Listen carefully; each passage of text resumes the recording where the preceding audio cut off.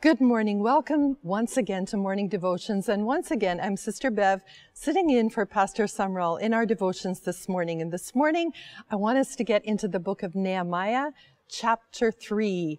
And what we are talking about there is a process of rebuilding. They have a huge project going on. They're working on the walls. They're doing God's work. And honestly, the first thing that pops out to me in this chapter is in verse 12, where it says, Shallum, son of Halohesh, and his daughters repaired the next section. He was one of the leaders. He was the leader of the other half of the district of Jerusalem. I want you to notice, leaders, that they had their kids involved in the work of God with them, side by side. And as leaders, that is one of the most important things that you can do. I don't want to see you just running off to do your Connect group while your kid sits at home and plays video games, or running off to be an usher or a choir member or work in God's house, and your kid is sitting at home watching TV or just hanging out with friends. Leaders, you need to get your kids involved in God's house. And secondly, it was his daughters, yes, sons and daughters, both involved serving the Lord.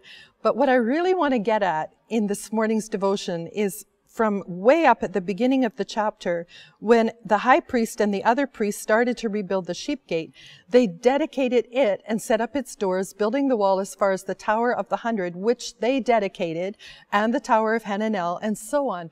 What I want you to notice there is how they dedicated it as they went. What's important about that? What's important is that you give to God what you've done so far, what you have accomplished so far. I know so many people who will say, yeah, I'll serve God, but first I just want to finish my college degree. And then, okay, well, did you finish high school? Let's dedicate yourself to the Lord. Serve Him. Be dedicated to God with what you've done so far. And then you can move on. And okay, so you're into college degree. Okay, well, yeah, but I'm in this relationship now, and I just want to, get married and establish my family, and then I'll be a good Connect leader, I promise.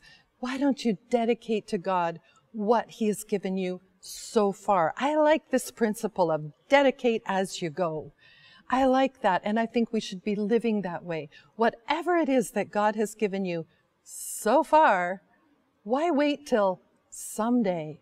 Why not give it to God right now? Just take everything in your heart, all the knowledge He has given you, the skill He has given your hands, whatever He's given you. Dedicate as you go.